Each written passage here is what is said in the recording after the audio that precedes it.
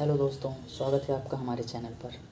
दोस्तों, हमें पूरी उम्मीद है कि आपकी साइको टेस्ट की तैयारी बहुत ही अच्छी चल रही होगी और आप जो भी डाउट हो रहे हैं उनको विभिन्न चैनलों के माध्यम से या हमारी चैनल से आप क्लियर कर रहे होंगे। इसी संदर्भ में आज हम आपको पढ़ाने वाले हैं स्थानिक स्कैनिंग टेस्ट या स्पेशल स्कैनिंग टेस्ट। तो चलिए शुरू करते हैं। इससे पहले यदि आप हमारे चैनल पर नए हैं तो चैनल को सब्सक्राइब कर लीजिए ताकि आपको हमारी सभी आने वाली वीडियोस मिलती रहें। तो चलिए शुरू करते हैं। सबसे पहले तो हम इसका नाम देखते हैं। इसका नाम है स्थानिक स्कैनिंग टेस्ट या स्पेशल स्कैनिंग टेस्ट। इस टेस्ट में हमको एक नक्शा या ग्रिड दिया होता है इस तरीके का। इसमें ए से जेड तक अल्फ़ाबेट्स लिखे होते हैं जो इसी क्रम में लिखे होते हैं। आपको इन सभी को याद कर लेना है ताकि आप जब भी कोई अल्फ़ाबेट ढूंढना हो तो आपके तुरंत माइंड में आ जाए और आप उसे तुरंत क्लिक कर पाएँ। तो एक नक्शा या ग्रिड दिया हुआ होता है। इसमें कुछ हॉरिजॉन्टल और कुछ वर्टिकल लाइन होती हैं। इसमें कुछ वर्ग दिए हुए होते हैं जिनमें नंबर्स लिखे रहते हैं और कहीं कहीं पर ये बबल्स टाइप का दिखा होता है। तो चलिए हम देखते हैं इन सभी का क्या क्या मतलब होते हैं। तो ये जो नक्शा है इसमें जो हॉरिजॉन्टल और वर्टिकल लाइन है इनको हम गली या रास्ता या स्ट्रीट कहते हैं। इसके बाद ये जो वर्ग के अंदर नंबर लिखे हुए हैं इनको मकान कहते हैं, मकान या घर। और ये जो बबल दिख रहे हैं ये बैरियर है। मतलब कि आपको इसको देख के साफ स्पष्ट है कि ये जो हैं ये रास्ते हैं, ये जो लाइन हैं ये रास्ते हैं, ये जो नंबर लिखे हुए हैं ये घर हैं और ये जो बबल हैं ये बैरियर हैं। तो हमको किसी एक स्थान से दूसरे स्थान तक यदि जाना हो तो हम इन लाइनों के माध्यम से जाते हैं जिन्हें पाथ कहते हैं। और रास्ते में ये घर भी पड़ते हैं, लेकिन हम उन रास्तों से नहीं जा सकते जहाँ पर ये बबल हैं, तो उसको बैरियर कहते हैं। तो चलिए इसके हम सभी रूल्स देख लेते हैं, उसके बाद हम टेस्ट लगाएंगे जिससे आपको सभी चीज़ें क्लियर हो जाएंगी। देखिए, यह परीक्षण ए से जेड तक के अक्षरों द्वारा दर्शाए गए इन्हीं दो स्थानों के बीच सबसे छोटा संभव मार्ग खोजने की आपकी क्षमता को मापता है। आपको एक नक्शा या ग्रिड दिखाया जाएगा जहां अंधेरी रेखाएं सड़कों को दर्शाती हैं, मंडलियां उन बाधाओं का प्रतिनिधित्व करती हैं जिन्हें पार नहीं किया जाता है, संख्याओं वाले वर्ग घरों का प्रतिनिधित्व करते हैं। आपको किन्हीं दो स्थानों के बीच सबसे छोटा संभव मार्ग खोजना है और आपके द्वारा पारित किए गए घर की संख्या आपका उत्तर होगी। सबसे छोटा संभव मार्ग खोजते समय कुछ नियमों का पालन करना होगा। तो इस तरीके का ग्रिड है। इसमें कोई भी दो स्थान दे देंगे, जैसे यहाँ एफ और जे दिया है, तो एफ और जे के बीच में हमें सबसे छोटा संभव मार्ग खोजना है और उस रास्ते पर जो घर आएगा वो ही घर हमारा आंसर होगा। बस इतना सा काम करना है। तो इसके लिए 3 रूल हैं। चलिए वो 3 रूल और देख लेते हैं, उसके बाद हम टेस्ट लगाएंगे। सबसे पहला रूल है कि सबसे छोटा रास्ता हमेशा एक ही घर से होकर गुजरेगा। इसका मतलब ये है कि कोई भी दो स्थान हैं, इन स्थानों के बीच में जो सबसे छोटा रास्ता होगा उस रास्ते में सिर्फ एक ही घर आएगा, एक से ज़्यादा घर नहीं आ सकते।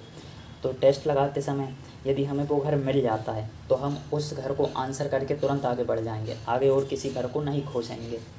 तो ये पहला रूल था। सेकंड रूल देखते हैं। एक ही घर एक से अधिक मार्गों में गिर सकता है। इसका मतलब ये है कि कोई एक घर है, जैसे घर नंबर 10 है, तो ये जो घर है ये इस रास्ते में भी आ सकता है, इस रास्ते में भी आ सकता है, या डी से हमको पी तक जाना है तो हम डी से पी तक ऐसे भी जा सकते हैं।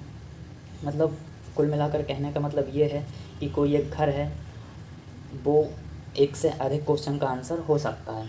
जैसे हो सकता है कि इसका आंसर भी 10 हो और इसका आंसर भी 10 हो।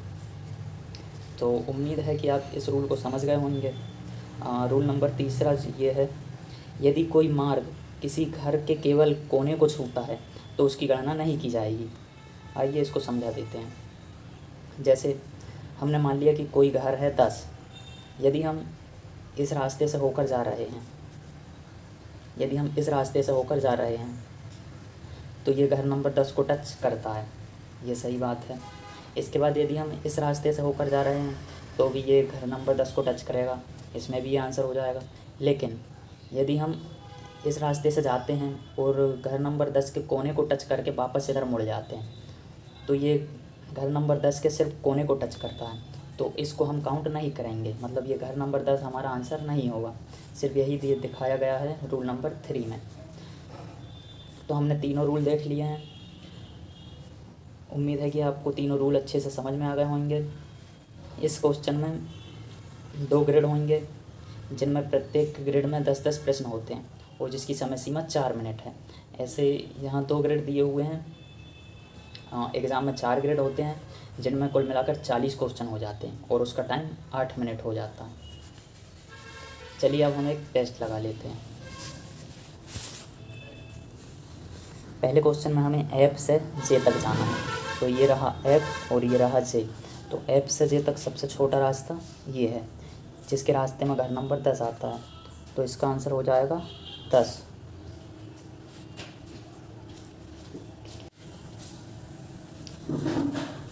सेकंड क्वेश्चन में बाय से बी तक जाना है। ये रहा बाय, ये रहा बी।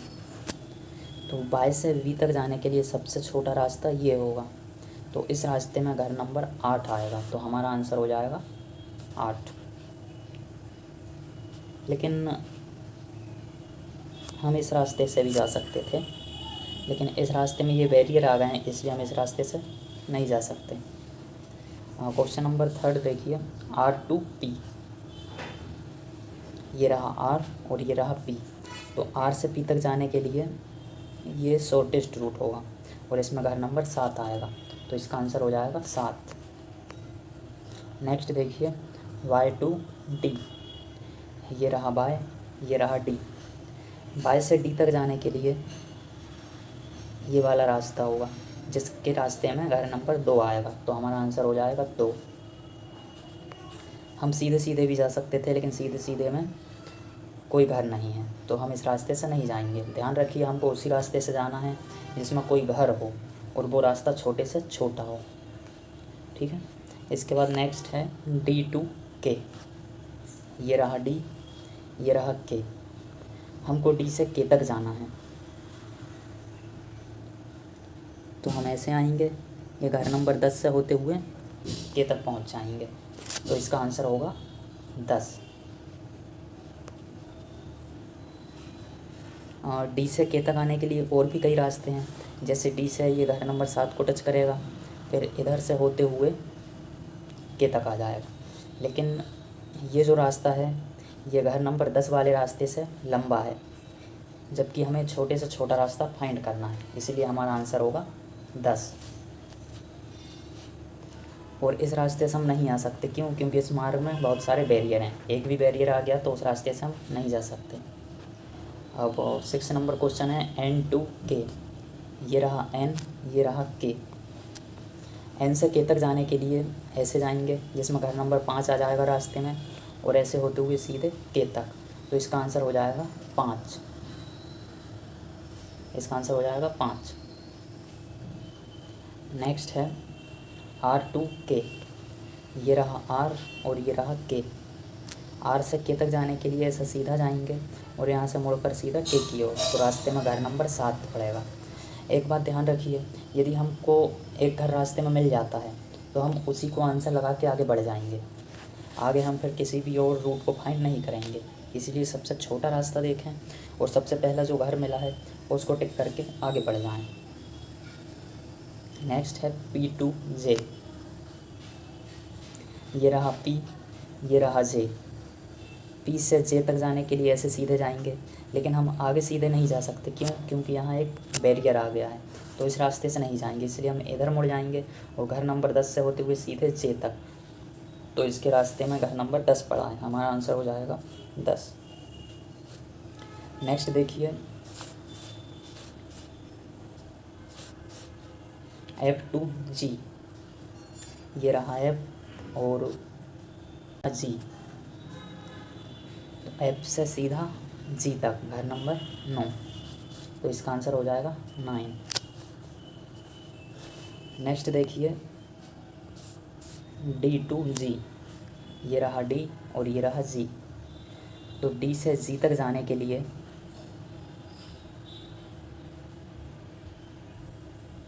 हम इस रास्ते का यूज करेंगे और इसका आंसर हो जाएगा 9। आपको ये डाउट होगा कि 10 भी तो रास्ते में आया है, फिर 10 हमारा आंसर क्यों नहीं है। तो हमने थर्ड रूल में ये बात की थी कि रास्ता यदि घर के कोने को टच करता है तो वो आंसर नहीं होगा, और यहाँ पर हम इस रास्ते से जा रहे हैं और ये घर नंबर 10 के सिर्फ कोने को टच कर रहा है, इसलिए हम 10 को नहीं देखेंगे और हमारे रास्ते में सिर्फ घर नंबर 9 आएगा। तो हमारा आंसर हो जाएगा 9। ये हमारे यहाँ पर सभी क्वेश्चन कंप्लीट हो गए हैं। हमें आशा है कि आपको सभी क्वेश्चन और सभी रूल्स अच्छे से समझ आ गए होंगे। आपका कोई भी डाउट हो तो आप कमेंट बॉक्स में पूछ सकते हैं। चलिए मिलते हैं नेक्स्ट वीडियो में, तब तक के लिए जय हिंद।